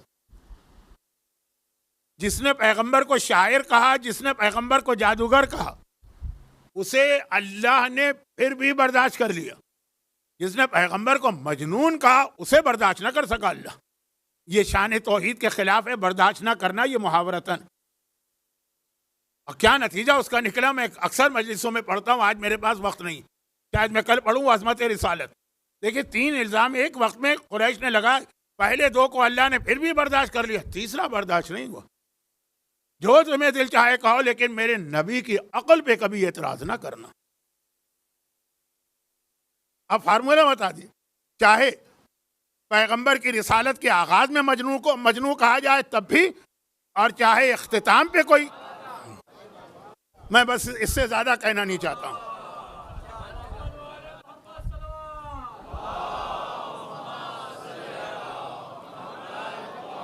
آپ کے علم میں ہوگا کہ 24 سفر ہے آج. نہیں، 24 سفر تو آپ کو پتہ ہے. پیغمبر کی وفات سے ٹھیک 4 دن پہلے کاغذ اور قلم کا واقعہ پیش آیا. جمعرات، جمعہ، ہفتہ، اتوار، پیر کو پیغمبر کی وفات ہوئی. پیر 4 دن پہلے، یعنی یہی تاریخ تھی. ایک تاریخی مناسبت بھی آج کی مجلس میں آ گئی ہے، لیکن آپ کو میرا انداز پتہ ہے اور کچھ حالات بھی دنیا کے معلوم ہے، کھل کے نہیں کہنا چاہتا. لیکن یہ فارمولہ یاد رکھیے، جس نے پیغمبر پہ دوسرے الزامات لگائے قرآن نے زیادہ اہمیت ہی نہیں دی. وہ جو فارسی کا ایک محاورہ ہے کہ کتے بھونکتے رہتے ہیں، قافلہ چلتا رہتا ہے، لیکن مجنون کی بات جو کہہ دی پیغمبر کی عقل میں، اور وہ فارمولہ بن گئے. چاہے پہلے وقت میں کہا ہو، چاہے آخری وقت میں کہا ہو، چاہے دشمن نے کہا ہو، چاہے بظاہر دوست نے کہا ہو، چاہے عام حالات میں کہا ہو، چاہے بیماری میں کہا ہو، جو بھی ہو. تو اب یہ باقی یہ جو میں نے کہا برداشت نہیں ہے، یہ کل سن لیجیے گا، آج میرے پاس وقت نہیں ہے. پیغمبر پہ 3 الزام لگے. اس لیے اب پیغمبر انتظار کر رہے ہیں ٹیم کا. پہلا الزام شاعر ہے. آپ کہیں گے کون سا الزام ہے؟ نہیں ہے پڑھے لکھے لوگوں کے، عام آدمیوں کے لیے یہ کوئی الزام نہیں. فلاں صاحب شاعر ہیں لیکن جو بہت پڑھے لکھے لوگ ہوتے، خاص طور پہ عربوں کی شاعری، آج کی نہیں، یعنی آج کی میں مثلا مذہبی شاعری نہیں، اس کی بات نہیں، عربوں کی شاعری. پڑھا لکھا آدمی ذرا نفرت کرتا. کیوں؟ عربوں کی شاعری میں سوائے الفاظ کے کھیل کے کچھ بھی نہیں. شراب اٹھائی، اس کا رنگ پسند آ گیا، 200 شعر کہہ دی. اب 200 شعر میں کیا ہوگا؟ تلوار اٹھائی، دھار پسند آ گئی، 500 شعر کہہ دیا اس نے. اب کیا ہوگا اس کے اندر 500 اشعار؟ ہر آدمی میر انیس بھی نہیں ہوتا ہے کہ ایک مضمون ہو کہ 100 رنگ سے باندھوں. تو اب یہ کہ کیا ہوگا اس کے اندر؟ گھوڑے پہ بیٹھا، گھوڑے کی رفتار پسند آئی، 2000 شعر کا قصیدہ کہہ دی. پڑھے لکھے لوگ کہیں گے 1 شعر، 2 شعر، 3 شعر، یہ کیا ٹائم ویسٹ ہو رہا ہے؟ تو یہ ایک الزام نہیں ہے، یہ معاشرے کے ایک بڑے حصے کو پیغمبر سے الگ کرنے کی کوشش، تاکہ شاعر پیغمبر کے، تاکہ پڑھے لکھے لوگ پیغمبر کے قریب ہی نہ جائے. کیا فائدہ جانے کا؟ وہ شاعر ہے، شاعری شروع کر دے گا. پھر یہ کہا کہ جادوگر ہے. یہ کس لیے کہ جادو مردوں اور عورتوں دونوں کی خرابی ہے، لیکن عورتیں زیادہ ڈرا کرتی ہیں جادو سے. جب اپنے پہ وقت پڑتا ہے تو ہر قسم کا جادو کروانے کو تیار. پیغمبر کی حدیث ہے جو 1 قدم چل کے جادوگر کی طرف گیا وہ اتنے قدم چل کے میری رسالت سے باہر نکلا. 10 قدم چل کے گئے تو 10 قدم تم رسالت سے باہر نکلے. وہ چھٹے امام کا واقعہ میں نے بتایا تھا نا کہ قدم قدم اسلام میں گنے جاتے. ماں 10 قدم چلی تھی گناہ کی نیت سے، تو بیٹا بھی 10 قدم چلا تھا. وہ ایک الگ موضوع ہے جو میں ذہن میں ہے کہ کل یا پرسوں بیان کروں گا. تو خلاصہ یہ کہ جادو اور جادو سے ریلیٹڈ جتنی چیزیں، کچھ جنوں کو بلانے کا دعویٰ کرتے ہیں، کچھ کا یہ کہنا ہے کہ وہ غیب کی خبریں جنوں سے سن کے دیتے ہیں. اب پہلے ہوتے تھے ایکسپرٹ لوگ، اب سب فراڈی ہیں، سب جھوٹے ہیں. ایک آدھ کو چھوڑ کر اس کو پہچانے کیسے؟ سوتا ہے کاہن. مشہور واقعہ ہے کہ پیغمبر کی ولادت سے پہلے اس نے مکے میں آنے کے بعد کہا تھا کہ میں بنی ہاشم کی عورتوں کو دیکھنا چاہتا ہوں. ابھی اسلام نہیں آیا تو حجاب کا حکم بھی نہیں آیا، اور یہ ہے بھی بڈھا کھوسٹ، 700 سال کی عمر تھی سوتا کی. اب وہ آدمی کہاں تھا؟ آدمی تھا لیکن کہاں تھا آدمی؟ گوشت کا لوتھڑا تھا کہ پیدائش سے ہی نہ اس کے ہاتھ تھے نہ اس کے پاؤں تھے، صرف سر تھا اور جسم تھا. کپڑے میں لپیٹ کے لے جاتے تھے اور باتیں بڑی غضب کی بتاتا تھا. بنی ہاشم کے خواتین، اتنا بوڑھا آدمی آیا، بڑا قابل احترام بھی تھا اس وقت. ساری خواتین آ گئیں، ایک ایک کر کے سب کو دیکھ رہا ہے. کہا نہیں، یہ ساری خواتین نہیں ہیں، اس میں مجھے کچھ کمی نظر آ رہی ہے. کہا نہیں سب آ گئی ہیں. کہا نہیں، جا کے معلوم کرو. پتہ چلا کہ ہاں 2 عورتیں نہیں آئی ہیں، کیونکہ ان کے شوہروں نے ان کو روک دیا تھا. ایک پیغمبر کی ماں جناب آمنہ حضرت عبداللہ نے روک دیا تھا، اور ایک مولائے کائنات کی والدہ فاطمہ بنت اسد ابو طالب نے روک دیا. کاہن واہن کے پاس تمہیں نہیں جانے دیں گے. اب وہ بوڑھا آدمی ہے، 700 سال کی ایج ہے، گوشت کا لوتھڑا ہے. حتیٰ یہ کہ بعض روایتوں میں ہے کہ وہ بولنے کے قابل بھی نہیں تھا. جب کوئی ایسی بات ہوتی تھی تو اس کو اتنا جوش آتا تھا کہ ایک لمحے کے لیے زبان اس کی حرکت کرتی تھی، ہاں نہ بس اتنی سی بات. بہت مشہور واقعہ ہے سوتا ہے ولادت رسالت. میرا موضوع ذہن میں رکھیے گا کہ باتیں جتنی بھی ہو رہی ہیں رسول کے مختلف واقعات بھی آپ کے سامنے میں پیش کر رہا ہوں، جن میں سے کچھ آپ کے لیے شاید نئے بھی ہوں. جب بہت اصرار کیا تو ان 2 خواتین کو بھی لایا گیا کہ ایک مہمان بھی ہے، بڈھا آدمی بھی ہے، اور اس وقت کوئی حجاب کا حکم تھا بھی نہیں، اور کوئی وہ غلط بات بھی نہیں کہہ رہا. جیسے ہی اس کی نگاہ ان دونوں پہ پڑی، جناب آمنہ اور جناب فاطمہ بنت اسد ساتھ آئیں. اردو میں کیا کہیں گے؟ دیورانیاں جٹھانیاں ساتھ آئیں. جناب آمنہ کے چہرے پہ نگاہ پڑتے کہ ہاں میں اسی کا انتظار کر رہا تھا. تم حاملہ ہو؟ انہوں نے کہا کہ میں حاملہ نہیں. کہا ہو؟ ابھی تمہیں خود نہیں پتا. جب شروع کی پریگننسی ہوتی ہے تو عورتوں کو بھی نہیں پتا ہوتا. کہا ہو؟ اور یہ جو تمہارا حمل ہے، جو تمہارے پیٹ میں بچہ ہے، اس کی وجہ سے ہر وقت تمہاری جان خطرے میں ہے. اپنے آپ کو دشمنوں سے بچانا، ہر وقت تمہارے اوپر حملہ کرنے کے لیے دشمن تیار، بس ان کو خبر مل جائے کہ تم حاملہ.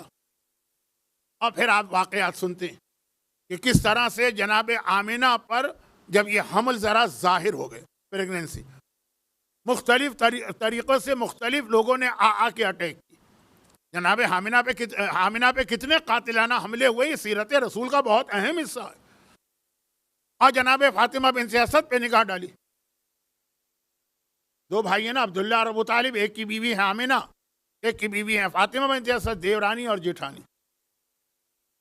جناب فاطمہ بنت اسد نے اس کے کہنے سے پہلے کہا کہ نہیں، میں بھی حاملہ نہیں. کہا مجھے بھی پتا ہے تم نہیں، لیکن تم حاملہ ہونے والی ہو ایک وقت میں، اور جو اس کے شکم میں بچہ ہے تمہارا بیٹا جو ہے اس کا وارث و جانشین بنے گا. یہ ستح کا واقعہ ہے، بہت اہم واقعہ ہے. اس کی میں نے تقریباً 80% تفصیلات چھوڑ دی ہیں. پورا واقعہ پڑھتا تو آپ کو اور زیادہ مزہ آتا، لیکن صرف مجھے اس وقت تو یہ جملہ آپ تک پیش کرنا تھا کہ یہ ستح سے پھر پوچھا گیا، اسے وہیں پوچھا گیا کہ تم ایسی ایسی باتیں بتا رہے ہو جو بالکل سچ ہے. یعنی یہ دو جملے تو اس نے ایسے کہے جو ذرا سی مستقبل کی باتیں ہیں. جناب آمنہ نے کہا میں حاملہ نہیں. کہا ہو، ماں کو بھی ابھی پتا نہیں ہے لیکن یہ کہہ رہا. اور فاطمہ بنت اسد نے کہا اس کے کہنے سے پہلے کہ نہیں ہوں، تو کہا نہیں ہو، واقعا نہیں ہو، لیکن ہوگی تم، اور ایسا بچہ پیدا ہوگا. کچھ مولا کے فضائل بھی اس نے بیان کیے، لیکن اس کے علاوہ جو بنی ہاشم کی عورتیں آئی تھیں ان کے بارے میں ایک ایک دو جملے کہے. تو لوگوں نے پوچھا کہ بھائی یہ ساری خبریں تمہیں کیسے ملی؟ بڈھا 6700 سال کا، نہ ہاتھ ہے نہ پیر ہے، بلکہ بعض روایتوں میں ہے تاریخ میں کہ اس کی گردن بھی نہیں تھی. ایسا لگتا تھا کہ اس کا سر اس کے سینے پہ رکھا ہوا. عجیب و غریب شکل اس کی بتائی جاتی ہے تاریخ میں، لیکن تھا بہت ہی شارپ مائنڈیڈ اور بہت ہی زیادہ صحیح خبریں دینے والا. خالی یہ واقعہ نہیں تھا، اس کے مزید اس کے بعد واقعات آتے ہیں. جب پیغمبر کی ولادت ہوئی اور نوشیروان کے محل کے وہ 17 کنگرے گرے اور وہ آتش کدائے فارس کی آگ بجھ گئی اور وہ دریا میں پانی جاری ہوا، ایران کے بادشاہ نے اپنا نمائندہ عبد المسیح وہ بھجوایا تھا اس کے پاس. اس نے ایک ایک چیز کی تفصیل بتائی تھی. کہاں یہ ساری چیزیں تمہیں پتہ کیسے چلی؟ کہا کہ میرا دوست ہے جن، ایک جن میرا دوست، وہ مجھے یہ خبریں دیتا. تو پوچھا اچھا اس جن کو کہاں سے خبریں ملتی؟ جن بھی ہماری آپ کی طرح اللہ کی ایک مخلوق ہے، تھوڑی سی طاقت زیادہ ہے، لیکن کہاں سے ملتی؟ کہا اس کی فرشتوں سے دوستی. اور یہ روایتوں میں ساری چیزیں ہیں، اس کے بیان کا وقت نہیں. جنوں کی حقیقت بھی روایتوں میں ہے، جنوں کی ملائکہ سے دوستی یہ بھی روایتوں میں ہے. پیغمبر کی ولادت تک جب حضرت عیسیٰ، پہلے تو جنوں کا اجازت تھی، پورے 7 آسمانوں میں جا سکتے تھے، آنا جانا بہت آسان تھا. حضرت عیسیٰ پیدا ہوئے، کہا 4تھے آسمان تک جا سکتے، اس کے آگے نہیں جا سکتے. جب رسول پیدا ہوئے تو پہلے آسمان کا دروازہ بھی بند ہو گیا، اب جن پہلے آسمان پہ بھی نہیں جا سکتے. ستح کا واقعہ ہے رسول کی ولادت سے پہلے کا. تو پہلے 4 آسمانوں تک جا سکتے تھے جن. وہاں جاتے، وہاں جا کے کیا کرتے؟ فرشتوں کے ساتھ بیٹھتے تھے، ہنسی مذاق گپ شپ باتیں، اجازت تھی جنوں کو بھی اور فرشتوں کو بھی. تو جو فرشتے آپس میں باتیں کرتے نا وہ یہ سنتا تھا. کیا باتیں کرتے؟ ایک فرشتہ دوسرے سے کہتا تھا کہ ہاں بھائی اگلے ہفتے میں فلاں کی روح قبض کرنا، باتیں ہو رہی ہیں آپس میں. اگلے 2 ہفتے کے بعد ہمیں جا کے فلاں آدمی کا رزق بند کرنا. ہوتا اللہ کے حکم سے کن فیکون، لیکن ملائکہ کا ایک سسٹم ہے نا.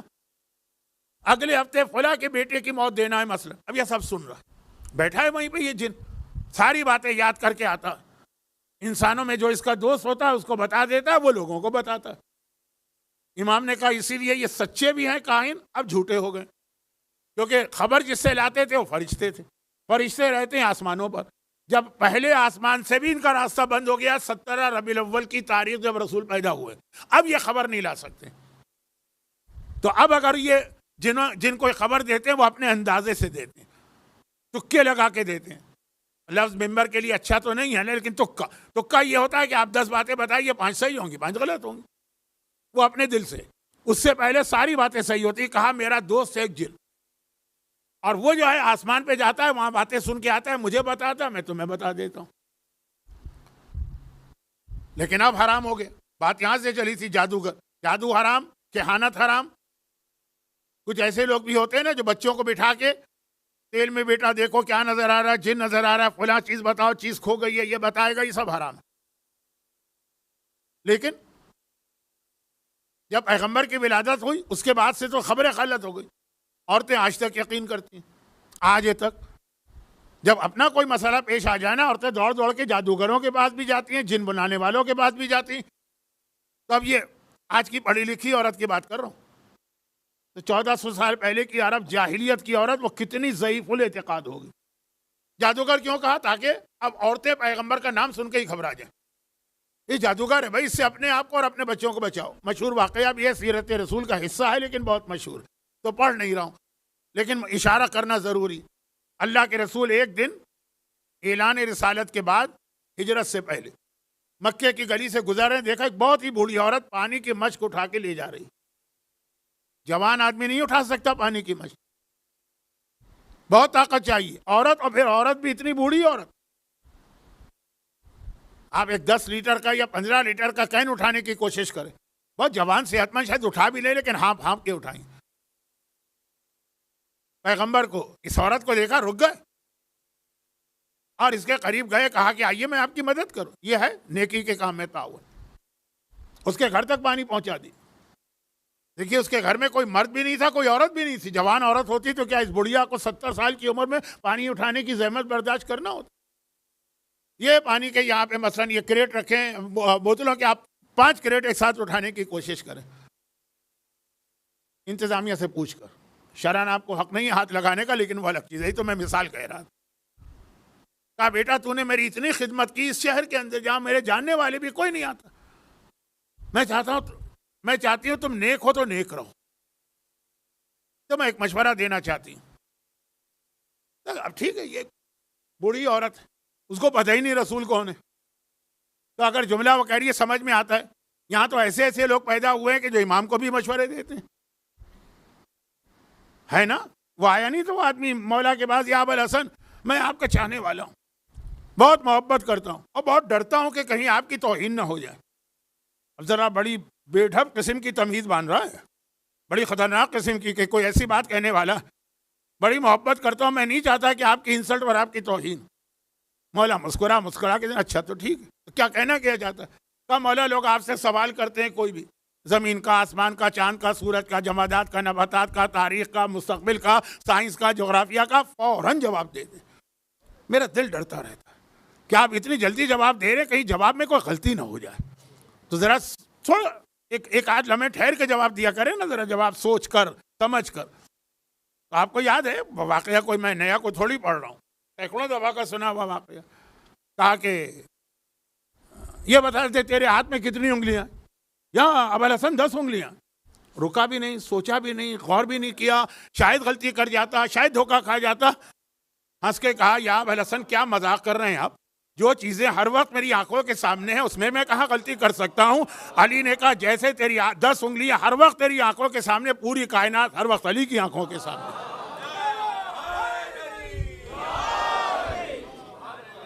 تو اب مشورہ دینے والے جیسے آج بھی بہت سے لوگ مہاراجے کو بھی ایک مشورے دیتے ہیں، لیکن موضوع کہیں جا رہا ہے. تو عورت نے مشورہ دیا، سمجھ میں آتا ہے، بڑھیا ضعیفہ گھر میں بیٹھنے والی، نہ رسالت کو جانے نہ معرفت رکھے، اپنے حساب سے. ہاں پیغمبر نے کہا بتائیے کیا مشورہ؟ کہا میرا مشورہ یہ کہ مکے میں ایک جادوگر آ گیا ہے، بڑا خطرناک جادوگر، اس کے قریب نہ جانا. جو اس کے قریب گیا اس نے اس کو خراب کر دیا. اس مجمع میں دیکھ رہا ہوں وہ مومن بھی میرے سامنے، اشارہ نہیں کر رہا ہوں بالکل، کہیں توہین نہ ہو جائے، جو میری مجلس سے بڑے شوق سے سنتے ہیں لیکن اپنی بیوی کو منع کرتے، خبردار ان کی کوئی مجلس نہیں سننا، یہ عورتوں کو خراب کر دیتے، ہمارے خلاف بغاوت پہ آمادہ کر دیتے، ہمارے گھر کا نظام خراب کر دیتے. میں خود جاتا ہوں، مجھے مزہ آتا ہے، مجھے اچھا لگتا ہے، لیکن ان کی وجہ سے گھر کی عورتیں بگڑی جاتی ہیں. یہ بھی ہمارا حق ہے، وہ بھی ہمارا حق ہے، یہ بھی ہمارا احترام ہے. تو خیر، تو میں تو بات کروں، میں کیا ہوں؟ عورت کہہ رہی ہے کہ آ گیا بڑا خطرناک جادوگر، اس نے ہمارے خاندانوں کو توڑ دیا. کیوں؟ کہ جس گھر میں اس کے چاہنے والے پیدا ہو گئے وہاں جھگڑے ہو گئے، باپ بیٹے سے لڑ رہا ہے، بھائی بھائی سے لڑ رہا ہے، شوہر بیوی سے لڑ رہا ہے، یہ الگ بات. تو آپ کو یاد ہے کہ پیغمبر نے سر جھکا کے کہا کہ آپ ماں کی مانند ہیں، مشورہ آپ کا بہت اچھا ہوگا لیکن میں عمل نہیں کر سکتا. بھائی کیوں عمل نہیں کر سکتا؟ کہا اس لیے کہ میں وہی تو ہوں جس کے بارے میں آپ مجھے بتا رہے ہیں. تو کیا گھبرا کے کہتی تو یہ جو تو نے میری مدد کی ہے یہ کیوں کی ہے؟ کہا یہی پیغام لے کے تو میں آیا ہوں کہ کمزوروں کی مدد کرو. کہا یہ تیرا دین ہے؟ اشہد ان لا الہ الا اللہ و اشہد انک رسول اللہ. عظمت رسالت، کردار سے اسلام پھیلاؤ. جو پانچویں امام نے آگے جا کر باقاعدہ اپنے جو حدیث بنا دی، کونوا دعاۃ الناس بغیر السنتکم، تم لوگوں کو دعات، دائی، دعوت دینے والے، بلانے والے، ہماری طرف بلانے والے بناؤ، لیکن بغیر السنتکم، زبان سے نہ بلانا، اپنے کردار سے بلانا. پورا ایک الگ موضوع ہے، لیکن وقت بہت زیادہ گزر گیا. تو اب یہ عورتیں، گھر میں بیٹھنے والی بوڑھیا ضعیفہ جسے پتہ ہی نہیں دنیا میں کیا ہو رہا، کوئی اس کے لیے پانی تک لانے والا نہیں، اس کا مطلب ہے دنیا سے اتنی کٹی، وہ بھی ڈر رہی ہے کہ جادوگر ہے عورتوں کو.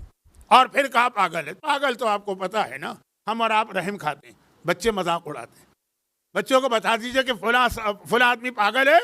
پاکستان کی بات کر رہا ہوں، یہاں تک قوانین بھی کچھ اور ہیں. پتھر لے کر ایسا اس کے پیچھے پڑتے ہیں کہ اچھا خاصا انسان اگر بچے اس کے پیچھے لگ جائیں محلے کے یہ لونڈے، تو کیا حالت ہو جاتی ہے اس آدمی کی، پاگل نظر آتا. کہا تھا کہ بچوں کو ایک مشغلہ ہاتھ آ گیا، اس کی بات نہیں سنے، پاگل ہے. تو آپ پیغمبر، اب یہ تین الزامات بہت اہم ہیں. آخری کو یاد رکھیے گا، کل عظمت رسالت کا ایک اہم پہلو آ رہا ہے کہ اللہ سب برداشت کر گیا، یہ نہیں برداشت کیا. یہ برداشت محاورتاً کہہ رہا ہوں، توہین پروردگار نہیں کر رہا ہوں، کہ تین الزامات نہیں لگائے.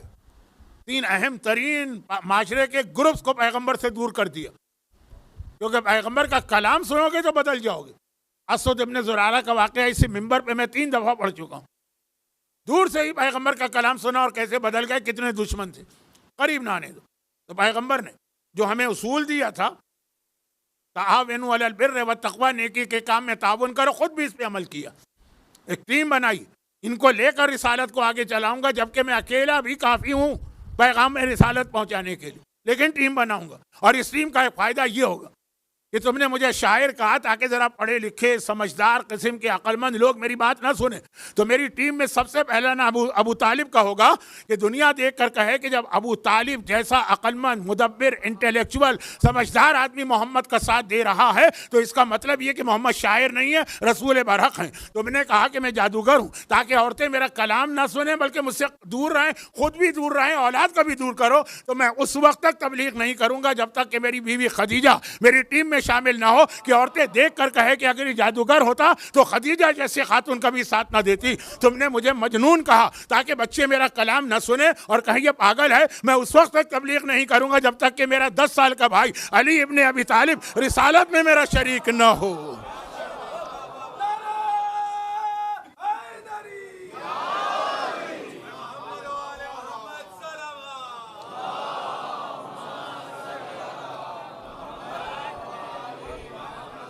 چالیس سال انتظار کیا تھا کہ علی پیدا ہو کر 10 سال کے ہو جائیں. اتنا بھی نہیں کہ علی جوان ہو جائے تو بھی بچوں سے بات نہیں ہو سکتی. اور اتنا چھوٹا بھی نہیں کہ بچے گود میں اٹھائے پھر ایک ایسی عمر ہو کہ جو گلیوں میں کھیلنے والے بچے ہیں اس انداز کے نظر آئیں. تو اب پیغمبر نے ایک ٹیم بنائی اور اس ٹیم کا مقصد عربوں کے اس پروپیگنڈے کا توڑ کرنا بھی تھا. ابو طالب، خدیجہ، علی، ان کو لے کر اس پیغمبر نے رسالت آگے بڑھائی جو ویسے اکیلا کافی تھا. یعنی ابو طالب نہ بھی ہوتے تو پیغمبر کافی تھے، خدیجہ نہ بھی ہوتی تب بھی پیغمبر کافی تھے، علی نہ بھی ہوتے تب بھی پیغمبر کافی تھے. لیکن پیغمبر نے ایک ٹیم بنا کے ہمیں ایک پیغام بھی دیا. اور چونکہ حل جزاء الاحسان الا الاحسان، ساری زندگی ابو طالب کے احسان کو مانا نا. خود جناب فاطمہ بنت اسد کے لیے جو جملہ کہا وہ یہ نہیں کہا کہ انہوں نے مجھ پر احسان کیا، کہا ابو طالب کے بعد سب سے زیادہ ان کا احسان ہے. یعنی جتنے احسان فاطمہ بنت اسد کے، ابو طالب اس سے بھی زیادہ پیغمبر پر احسان کر رہے ہیں. خدیجہ طاہرہ کا احسان آخری وقت تک مانا نا، کہ پیغمبر کے گھر میں بعض خواتین کو یہ جملہ کہنا پڑا کہ زندگی میں ہمیں کسی زندہ عورت سے اتنی حسد و جلن نہیں ہوئی جتنی خدیجہ طاہرہ سے ہوئی تھی، جن کی موت کو بھی 10 سال ہو گئے تھے. پیغمبر احسان مان رہے ہیں. اور علی سے تو اتنی جلن ہوئی کہ آپ دیکھ ہی رہے کہ پوری تاریخ اسلام کی بنیاد اب جو جملہ میں کہنے والا ہوں، 24 صفر شہزادی زینب کی وفات کی تاریخ ہے. ایک روایت کے مطابق کل بھی کہا تھا، آج بھی کہا تھا، لیکن مجلس کے شروع میں. یہ مجمع تھا کہاں مجلس کے شروع میں، تو یہ آخر میں دہرا رہا ہوں صرف ایک جملہ. تو اب یہ ایک پیغمبر نے ایک اصول دیا قرآن نے، نیکی کے کام میں اکیلا کام نہیں کرو، سب کو لے چلو. علامہ رشید ترابی کا جملہ نقل کیا تاکہ خالی ثواب سارا تم نہ سمیٹو، سب کو اپنے ثواب میں بھی شریک کرنا. یہ دیکھیں بہت اہم جملہ ہے، دوسروں کو ثواب میں شریک کرنا. بھائی نماز ہم پڑھ لیں گے، ہم چاہتے ہیں کہ اس ثواب میں ہمارا بیٹا بھی شریک ہو، ہماری بیوی بھی شریک ہو، ہمارے گھر والے بھی شریک ہو، ان کو بھی نماز پڑھو. جب زبردستی بائی فورس یہ نہیں ہے، ثواب میں شریک کرنا. جن سے آدمی کو محبت ہوتی ہے نا، آدمی چاہتا ہے نا کہ جو چیز جو نعمت مجھے ملی ہے اس میں وہ بھی شریک ہو جائیں. اب میں یہ جملے کو زیادہ نہیں تفصیل دے رہا کیونکہ وقت کم ہو گیا. پیغمبر نے اصول قرآن میں آ گیا کہ ساتھ لے کے چلو، خود عمل کر کے دکھایا کہ میں نے تبلیغ دین اکیلے کر سکتا تھا، سب کو ملایا.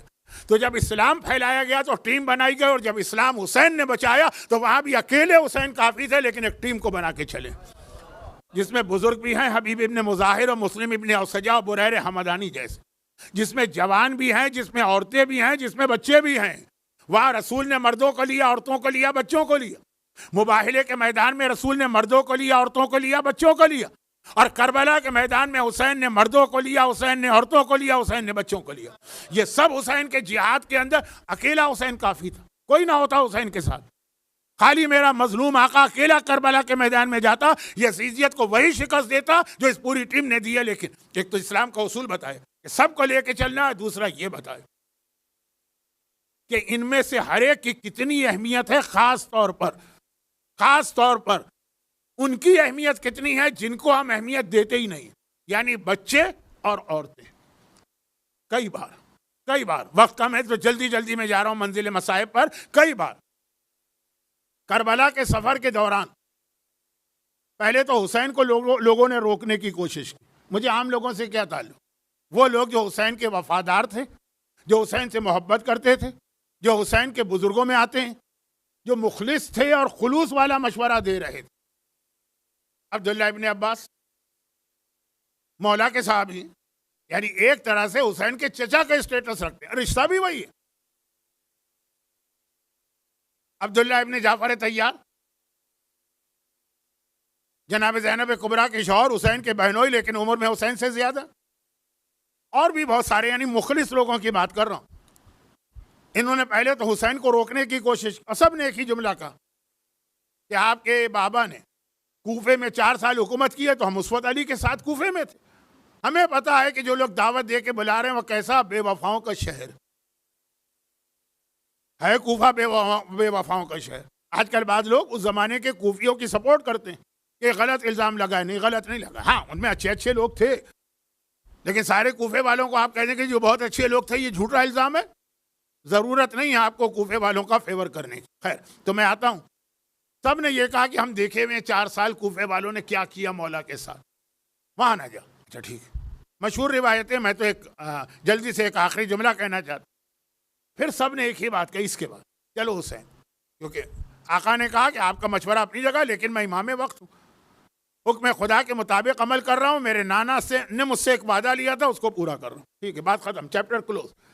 اب جب بات ہو گئی، نہ عبداللہ ابن عباس آگے کچھ بول سکتے ہیں، نہ عبداللہ ابن جعفر طیار کچھ بول سکتے ہیں، نہ خاندان کے دیگر بزرگ. لیکن ایک جملہ سب نے کہا کہ چلو اگر یہ وعدہ ہے نانا سے اور اللہ کا حکم ہے تو خود جاؤ، عورتوں اور بچوں کو لے کے نہ جاؤ.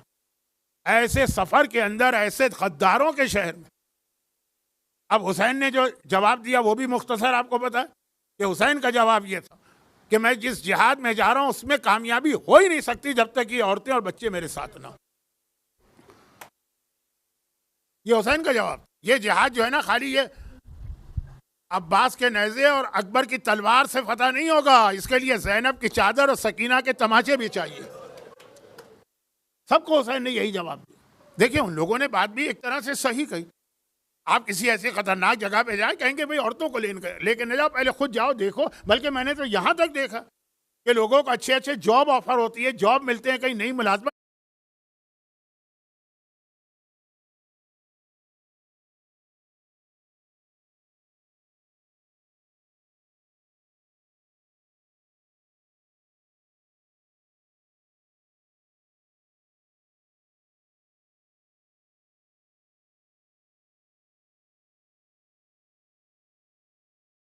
کہیں نئی ملازمت ملتی ہے. کہتے پہلے ہم وہاں دیکھ کر آئیں گے پھر فیملی کو لے جائیں گے. ہماری فیملیاں حیثیت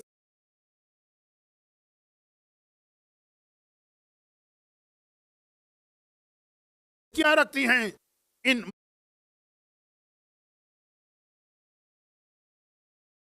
مقدرات عصمت و طہارت کے سامنے، لیکن حسین نے کہا اس سفر میں ان کا وجود ضروری ہے، باقی ہر سفر میں ان کو چھوڑ سکتا ہوں۔ یہ بغیر زینب کے جہاد مکمل نہیں ہو سکتا۔ اسی لیے زینب کے اہم ترین القاب میں ایک لقب ہے شریکت الحسین۔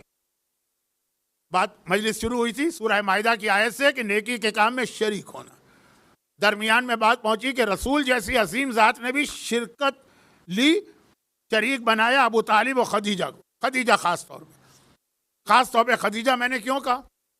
بس یہ آخری جملے ہیں، میں زیادہ آپ کو زحمت بھی نہیں دینا چاہتا، ویک ڈیز کی مجالس ہیں، ماتم کرنے والوں کے ماتم میں شاید 2-3 دن سے کمی ہو رہی ہے، لیکن یہ آخری جملے زینب اور خدیجہ۔ ہمارے یہاں ایک لقب بہت مشہور ہے شہزادی زینب کا، اگرچہ ان کا سب سے مشہور لقب ہے عقیلہ بنی ہاشم۔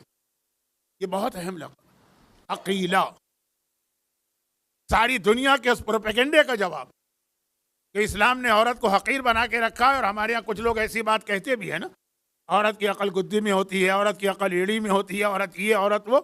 جو لقب ملا ہے زینب کبریٰ کو وہ عقیلہ ملا ہے، عقیلہ۔ سمجھانے کا وقت نہیں ہے اور ضرورت بھی نہیں ہے، مجمع جانتا۔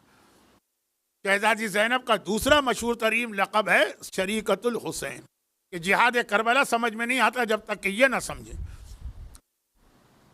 کہ جیسے وہاں خدیجہ شریک رسول تھی، یہاں پہ یا حضرت ابو طالب شریک دعوت اسلام سے، ابو طالب مشہور مرثیہ، یہاں زینب۔ لیکن جو ہمارے یہاں لقب مشہور ہو گیا ہے آج کل شہزادی کا، غلط نہیں ہے لیکن وہ ہمارا بنایا ہوا، حالات کو دیکھ کے ہمارے یہاں زیادہ مشہور لقب ہے ثانیہ زہرا۔ غلط نہیں ہے، لقب صحیح ہے، لیکن یہ کسی معصوم کی زبان پہ نہیں آیا، یا اس زمانے کے کسی خاندان کی فرد کے زبان پہ نہیں آیا۔ جناب زینب کو عقیلہ بنی ہاشم عبداللہ ابن عباس نے کہا تھا۔ معصوم کی زبان پہ شہزادی زینب کے لیے کون سا لقب آیا؟ خود پیغمبر کی زبان پہ، چلیں اور چھوڑیں، پیغمبر سے بڑی ذات کون سی ہے؟ اللہ کا تو ذکر ہی نہیں۔ اور کس دن ہے جس دن شہزادی پیدا ہوئی؟ جب پیغمبر زینب کو لے کے مسجد میں آئے تو پہلے تو یہ کہا نا کہ مجھے مبارکباد دو، اللہ نے مجھے یہ بیٹی عطا کی۔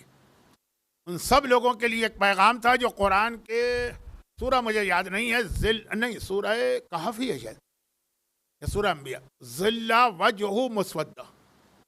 جب کسی کو بتایا جاتا ہے تمہارے گھر میں بیٹی پیدا ہوئی، اس کا چہرہ کالا پڑ جاتا ہے، یہ خبر سن کے، یہ قرآن کے الفاظ ہیں، اسود، کالا پڑ جاتا ہے وجہ، اس کا چہرہ۔ ان سب کے منہ پہ ایک تھپڑ کہ بیٹی کی اہمیت کو سمجھو، پیغمبر مبارکباد لینے آئے بیٹی کے حوالے سے۔ پھر ایک جملہ کہا کہ بنتی حاضی مسیل و خدیجہ، میری یہ بیٹی مثل خدیجہ ہے، یعنی ثانیہ خدیجہ۔ خدیجہ پیغمبر اسلام کے ساتھ شریک تھی تبلیغ میں نے کچھ کوشش کی آپ کو یاد دلانے کی، اور کہا گیا کہ ثانیہ خدیجہ ہیں زینب، ثانیہ زہرا ہیں، لیکن یہ لقب معصوم کا نہیں ہے۔ وہ حالات کو دیکھ کے ہم نے دیکھا کہ واقعا ایسا جہاد کیا اور ایسا سیرت کا پہلو تھا کہ وہ زہرا کی ثانی لگتی، لیکن ثانیہ خدیجہ تو خود پیغمبر نے لقب دیا۔ ایک وجہ تو یہی تھی کہ جس طرح پیغمبر کی رسالت میں زینب کبریٰ کا جو حصہ ہے، نہیں خدیجہ کا جو حصہ ہے، وہ رسالت کی تبلیغ میں خدیجہ کا جو حصہ ہے، وہ امامت کی تبلیغ میں زینب کا حصہ، ایک اس لیے، دوسرا اس لیے بھی کہ حالات خدیجہ کے حالات اور زینب کے حالات بہت سملر، شہزادی فاطمہ کے حالات اور زینب کے حالات ایک جیسے نہیں۔ شہزادی فاطمہ جس دن دنیا میں آئی اس وقت سے لے کے اپنی وفات تک پوری زندگی غربت میں گزاری، وہ الگ بحث ہے کہ یہ غربت جو تھی یہ مجبوری والی نہیں تھی، یہ اختیاری غربت تھی، لیکن تھی غربت۔ خدیجہ طاہرہ جب دنیا میں آئیں اس وقت سے لے کر اعلان رسالت تک دولت کی انتہا نہیں تھی۔ خدیجہ کی دولت تو مشہور ہے، اس مجمع کو کیا بتانے کی ضرورت۔ زینب کبریٰ جب دنیا میں آئیں پہلے 5-6 سال ماں کے ساتھ، اس کے بعد زینب کی زندگی ماں کی طرح غربت میں گزری ہے یا نانی کی طرح سے دولت میں گزری؟ نانی کی طرح دولت، اتنی دولت میں پڑھ چکا اس ممبر پہ، اس لیے اس کو دوہرا نہیں رہا ہوں. زینب کے گھر میں اتنی دولت تھی، درہم و دینار کے ڈھیر لگے ہوئے. مجھے اپنا جملہ بھی یاد آ رہا ہے جو 2 سال پہلے بھی میں نے کہا تھا. ایک آدمی شروع سے غریب ہو اور پھر اس کے گھر میں کچھ فاقے بڑھ جائیں نا، وہ پھر بھی برداشت ہو جاتے ہیں، وہ ہے یاد ہی. اور جو بنا ہوا ہے جب اس کی بگڑتی ہے نا، وہ زیادہ بڑا امتحان ہوتا ہے. وہ خدیجہ کا امتحان تھا کہ جو سونے اور چاندی میں کھیلتی تھی اور آخر میں حالت تھی کہ پھٹا ہوا لباس پہنتی ہے. اور یہ قربانی کس کے لیے دیے؟ اسلام اور رسول خدا کے. یہ زینب کبریٰ تھی کہ سونے چاندی میں کھیلتی تھی. یہ جملہ یاد رکھیے. دولت دنیا بھری تھی. عبداللہ ابن جعفر طیار ان کے شوہر عرب کے سب سے مالدار آدمی تھے. حکومت وقت ان سے لون لیتی تھی. اور پھر اس کے بعد حالت یہ ہو گئی، توہین کی نیت سے نہیں کہہ رہا، غربت کی، جس کی یہ حالت یہ ہو گئی کہ زندان شام میں اگر اس کی بچی دنیا سے گئی ہے تو کفن پہنانے کے لیے ایک چادر بھی نہیں. کفن کے لیے چادر نہیں. اسی کرتے میں سکینہ دفن ہوئی ہے، جس کے لیے 2 جملے تاریخ میں آتے ہیں اس کرتے کے لیے. بھئی یہی جملہ کتنا غضب کا جملہ ہے کہ کرتے میں دفن کی گئی، چادر نہیں تھی. اور 2 جملے آتے ہیں. پہلا جملہ یہ آتا ہے کہ جلا ہوا کرتا تھا. یہ کون سا آگ کون سی ہے؟ شام غریبہ کے وقت جو خیمے جلے تھے تو جو کرتے میں آگ لگی تھی، یعنی وہی کرتا چلا آ رہا. اور دوسرا جملہ یہ آتا ہے کہ خون آلود کرتا تھا. وہ جب اونٹ سے گری تھی اور رسی سے باندھ کے لے جایا گیا تھا. کیونکہ آپ جناب سکینہ کے مصائب یہاں سن چکے ہیں. خواتین میں تابوت بھی نکلا ہوگا، یہاں بھی نکلا ہوگا، تو میں مصائب ریپیٹ نہیں کر رہا ہوں، بتا رہا ہوں. سکینہ کا تو امتحان تھا ہی تھا. زینب کا کتنا بڑا امتحان تھا، جس نے عرب کی سینکڑوں بچیوں کو لباس مہیا کر کے دیا، جس نے عرب کی سینکڑوں عورتوں کو لباس مہیا کر کے دیا. آج اپنی بچی کے کفن کے لیے ایک چادر یا ایک صحیح لباس نہیں. یہ بھی امتحان. ثانیہ زہرا، ثانیہ خدیجہ. مگر شاید اس میں ایک تیسری مناسبت بھی ہے. میں حالات کو ملا رہا تھا نا، تیسری مناسبت بھی ہے، اور وہ یہ ہے کہ کتنا ہی ظالم، کتنا ہی سنگ دل. ہم آج کل کچھ مثالیں آ جاتی ہیں پاگلوں کی، اس کو چھوڑیے. انسان ہو کتنا ہی برا انسان، ماں کے سر سے چادر کبھی نہیں کھینچے گا. یہ تمہاری ماں خدیجہ کی مانند، یہ ثانیہ خدیجہ ہے. اس کے سر سے چادر کھینچی تو ایسا ہے جیسے تم نے اپنی ماں کے سر سے چادر کھینچی. ماں کے بازوؤں میں کبھی رسی نہیں باندھے گا. اگر تم نے اس کے بازوؤں میں رسی باندھی تو ایسا ہے جیسے تم اپنی ماں کے بازوؤں میں رسی باندھ رہے. ماں کو قیدی بنا کے انسان بازاروں اور درباروں میں نہیں لے کے جائے گا. شاید یہ پیغام بھی دے رہے ہیں. کیونکہ ابھی جو مرثیہ پڑھا گیا میری مجلس سے پہلے، اس میں شہزادی زینب کی شہادت کی ایک روایت وہ شام میں اور باغبان والی وہ پوری آ گئی. میں اس کو نہیں دہراتا ہوں، لیکن مناسبت کی وجہ سے کہ آج رات شہزادی کی ہے، مصائب شہزادی ہی کے پڑھتا ہوں. وقت بہت گزر گیا، جلدی سے آگے بڑھتا ہوں. ایک راوی نے ایک ایسا سوال کیا، کل بھی میں نے ایک سوال پیش کیا تھا جس نے سجاد کے کلیجے کو زخمی کر دیا تھا، اور آج بھی ایک ایسا ہی سوال ہے. لیکن فرق یہ ہے کہ کل جو سوال کیا گیا تھا سجاد روئے تھے مگر جواب دیا تھا. آج جو سوال کیا گیا سجاد روئے تو اتنا غش کھا کے گر پڑے، جواب نہیں دے سکے. غشی میں پھر جواب کہاں سے ملا؟ جواب ملا مختار کے دربار میں. سوال کیا گیا 62 ہجری میں، جواب ملا 67 ہجری میں، 5 سال بعد. سوال کیا تھا؟ سوال یہ تھا کہ ایک شخص نے، کربلا کا واقعہ ختم ہو گیا، ظاہری طور پہ خاندان واپس مدینے آ گیا. اب لوگ سوال سجاد کے پاس آ کے مختلف سوال کرتے ہیں. ایک آدمی نے کہا فرزند رسول میں تو اس دن شام میں نہیں تھا، اور اچھا تھا کہ نہیں تھا ورنہ مر جاتا، جس دن آپ کا گھرانہ لٹا ہوا قافلہ بازار شام میں داخل ہوا. کبھی ذہن میں سوچیے کہ آپ کی بہن ہو، آپ کی ماں ہو، آپ کی بیٹی ہو، اور وہ اس طرح سے بلوہ عام کے درمیان چادریں اتار کر رسیاں باندھ کے لے جائی جا رہی ہے، تو آپ کے دل پہ کیا قیامت گزرے گی. تو مولا جو لوگ تھے ان میں سے ایک نے بتایا کہ جب یہ قافلہ داخل ہوا تو سب سے آگے کے اونٹ پہ جو بی بی بیٹھی ان کے سر میں بھی زخم تھے اور ان کے چہرے پر بھی زخم تھا. تو مولا یہ زخم کیسے لگا؟ اب چونکہ وقت نہیں ہے تو میں سر کا زخم چھوڑ دیتا ہوں، وہ آپ بہت سنتے رہتے ہیں۔ مولا سجاد نے چہرے کا زخم بتانا چاہا، بتا نہیں سکے، چیخ ماری، بے ہوش ہو کے گر پڑے، وجہ نہیں بتا سکے۔ وجہ کیسے پتا چلی؟ مختار کی حکومت ہے، 67 ہجری کا زمانہ ہے، قاتلان امام گرفتار کر کے ایک ایک کر کے لائے جا رہے ہیں۔ سب نے جو کربلا میں کیا ہے اس کا ڈاکومنٹڈ پروف فائل بنی ہوئی ابن زیاد کے آفس میں رکھی تھی، وہ ساری فائلیں مختار کو ملی، بتاؤ تم نے کیا کیا، اس کو ملاتے ہیں جو یہ لکھا ہوا ہے اور جو تم زبان سے کہہ رہے، اس کو سچ بولنا پڑتا ہے۔ خولی گرفتار کر کے لایا گیا۔ مختار نے کہا اچھا خولی یہ بتا تو نے کربلا میں کیا کیا تھا؟ کہا اے حاکم، جب عمر سعد نے حکم جاری کیا کہ جاؤ حسین مارے گئے ہیں، اب لوٹ مار کرو، ان کے خاندان کے خیموں میں جاؤ، جو سامان تمہیں ملے لوٹ کے آ جاؤ، آج یہ سارا مال تمہارے لیے حلال اور مباح۔ اب یہ کوفے کے کتنے ہی لوگ تو اسی چکر میں آئے تھے کربلا میں کہ لوٹ مار کریں، ساری فوج دوڑی، میں کسی وجہ سے تھوڑی مجھے دیر ہو گئی، جب میں وہاں پہنچا تو پتہ چلا کہ جتنا مال و اسباب ہے سب لوٹا جا چکا ہے، کچھ نہیں بچا ہے۔ اب میں غصے کے عالم میں ادھر سے ادھر جا رہا ہوں کہ میرے کسی ساتھی نے بھی میرا خیال نہیں کیا، کچھ تو چھوڑ دیتا میرے لیے۔ آپ کو معلوم ہے نا کہ مال کا لالچ، میدان احد میں پیغمبر کے مقرر کیے ہوئے 47 تیر انداز ہٹ گئے تھے اسی مال غنیمت کے چکر میں۔ کہا مجھے تھوڑی دیر ہو گئی، کسی نے خیال نہیں کیا۔ اب میں چاروں طرف دیکھ رہا ہوں، کچھ بچ گیا ہے، کچھ بچ گیا ہے، کچھ بچ گیا، تو کوئی ایسی چیز بچی ہوگی جنہیں ان یزیدیوں نے بھی اتنا معمولی سمجھا ہوگا یا کوئی اور وجہ۔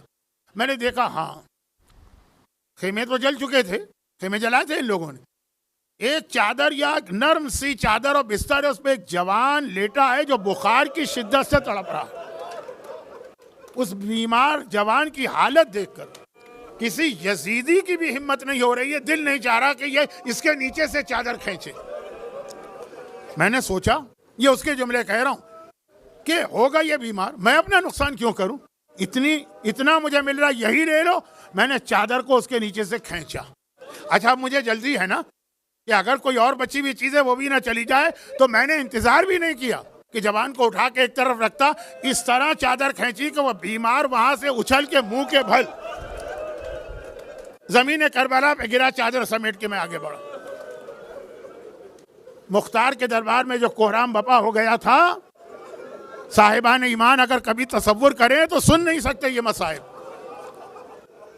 پھر میں آگے بڑھا، اور کوئی چیز بچی ہے؟ ہاں مجھے ایک چھوٹی سی بچی نظر آئی، اس کے کان میں کچھ بالیاں تھی، بالی، کان کی بالی، لیکن بہت ہی ہلکی، بہت ہی سادہ۔ بھئی اہل بیت کے گھرانے میں کون سے ڈائمنڈ یا ہیرے کی بالی ہوگی؟ یہ یزیدی اس کے پاس بھی جاتے تھے، بالی چھیننے کی کوشش کرتے تھے۔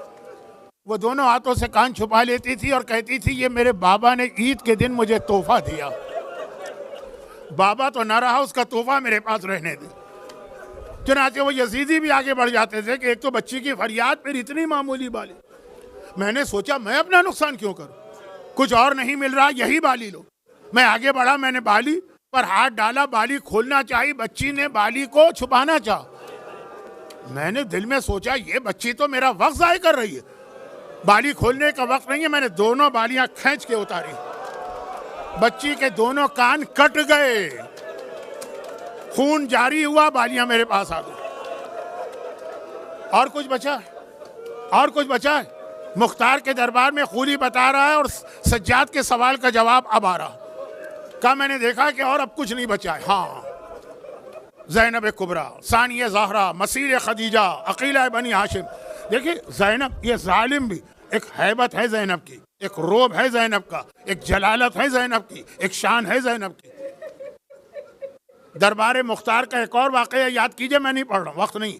ہرملا کے تین تیر، مختار نے کہا تھا تو نے کیا کیا تھا، 3 تیر بتائے تھے نا، پہلا تیر مشک عباس چھیدی، دوسرا تیر اصغر کا گلا چھیدا، تیسرا تیر کیا تھا؟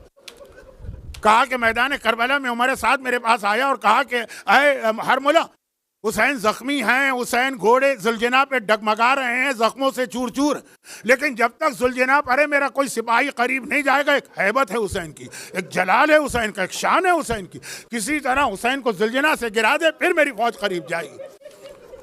میں نے کمان میں 3 بھال کا تیسرا تیر لگایا اور یہ اس طرح چلایا کہ حسین کی پیشانی کی ہڈی توڑ کر یہ تیر سر اقدس میں داخل ہوا، آقا حسین زمین پہ آ گئے۔ یہی کیفیت زینب کی، ہر بی بی کی چادر چھن گئی لیکن یزیدیوں کو بھی ہمت نہیں ہے زینب کی چادر پہ ہاتھ ڈالنے کی۔ ایک ہیبت، ایک جلال، ایک روب ہے زینب کا۔ میں نے دیکھا، میں نے سوچا میں اپنا نقصان کیوں کروں، میں آگے بڑھا، میں نے چادر زینب پہ ہاتھ ڈالا۔ کون ہے چادر زینب چھیننے والا؟ سنیے، جیسے ہی میں نے چادر زینب کو چھیننا چاہا، زینب نے دونوں ہاتھوں سے سختی سے اپنی چادر کو پکڑ لیا۔ خولی کون ہے؟ فوج کا جوان سپاہی ہے، 25 سال 30 سال کی ایج تھی، 30 سال جوان طاقتور، فوج میں طاقتور۔ زینب کون ہے؟ 55 سال کی ضعیفہ ہے، عورت ہے، کلیجے پہ 18 داغ لگ چکے ہیں، لیکن ہے تو فاتح خیبر حیدر کرار کی بیٹی نا۔ اپنی چادر کو جو اپنے دونوں ہاتھوں سے پکڑا تو میں پوری طاقت لگا کے تھک گیا، چادر نہیں چھڑوا سکا۔ میں نے سوچا کہ یہ میرا نقصان ہو رہا ہے، کیسے چادر چھڑواؤں؟ میرے ہاتھ میں کوڑا تھا، میں نے کوڑا اٹھایا، زینب کے چہرے پہ کوڑا مارا، زینب کے چہرے کی کھال پھٹی، خون جاری ہوا، زینب کی گرفت ڈھیلی پڑی، چادر میرے ہاتھ میں آئی، زینب کا رخ فرات کی جانب ہوا۔ عباس ذرا آ کے دیکھ، تو نہ رہا تو کس طرح تیری بہن کی چادر چھین لی گئی۔ اجرکم اللہ، پروردگارہ باب الحوائج عباس سے علمدار کا واسطہ، اور بھائی ہونے کے باوجود عباس نے ہمیشہ جسے آقا زادی کہا، اس زینب کبریٰ کا واسطہ۔ جو لوگ مصائب زینب پہ گریہ کر رہے ہیں، ان کے گریہ کا واسطہ انہیں دنیا آخرت کی ہر پریشانی سے محفوظ فرما۔